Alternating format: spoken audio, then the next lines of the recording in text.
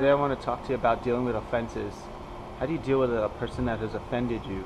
Or how do you handle the fact that you have offended somebody else?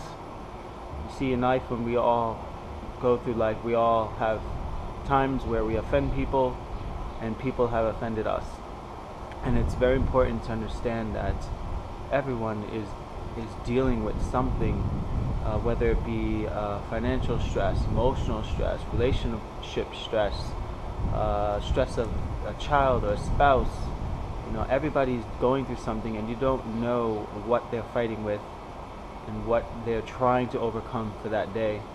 And you could just be the person that they take it all out on because they have a reason to take it out on, and you're just there, and it's nothing that is personal, but the fact that you're there, that you get to be the one that they take it out on. And it's important that we know why these things happen and how to respond to when these things happen, because our response really influences how we're going to deal with the situation and how the situation is going to unfold. And if you choose to respond negatively, obviously you bring on more wrath, you bring on more anger, and the situation escalates.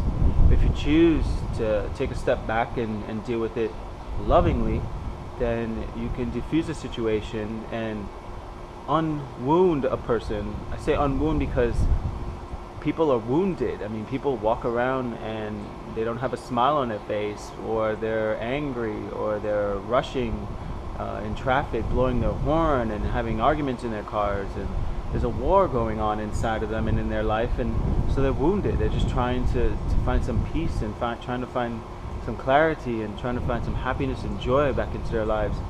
So being wounded is a term I like to use, because when you're wounded, you're just trying to get better, and you can be the person that can help that person that's wounded get better just by your response. And your response can be loving, it could be understanding, it can just be, you know what, I'm gonna have some grace and take that offense and not take it personal, and give that person a helping hand by an uplifting word, or just listening to that person. And those little simple acts of gestures and choices that you make can make all the difference, not only in that person's life but in your life as well. You see, when you do that, you turn away wrath, you turn away anger into your life, and you end up taking the higher road, which ultimately helps you get to where you really want to go, which is achieving your goals, being at peace, having clarity, not being in strife and in anger, and so often it's hard to take those choices when you hear about them and apply them. Applying them is a whole nother story. I mean, we all know that we should be doing better things in our life, like letting go of the habits that we have, and letting go of just the bad choices that we make. But having these choices in our life and applying them is something totally different, and that's where you have to practice that every single day. So every single day you should be practicing making good choices.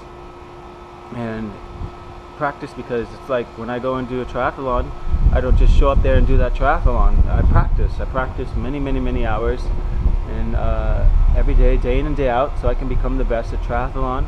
I practice speaking in front of cameras, and I practice being nice to people every single day. So the same thing applies. If you want to be good at it, you practice it day in, day out.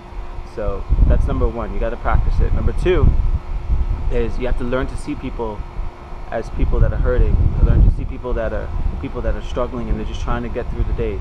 Now, that does not mean that you let people drag you through the mud just because you're just trying to be nice and show good face. There's a time and a place for everything. Somebody who's always hurting, you know that person's full of strife and anger, and always negative, and they're always bitter, and they're always just trying to cause conflict and chaos. Then you know that you have to distance yourself from them. Alright, so that's the lesson for today. Live free, live amazingly. I'm gonna go to the gym. Got all my gear. I'm gonna be running and doing some insanity. I took that like 2 weeks ago, and my legs literally took 3 days to recover, but it was such a good workout, so I'm gonna do that.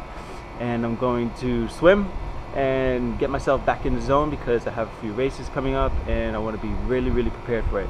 So you guys, see you guys out there. Live free, live amazingly.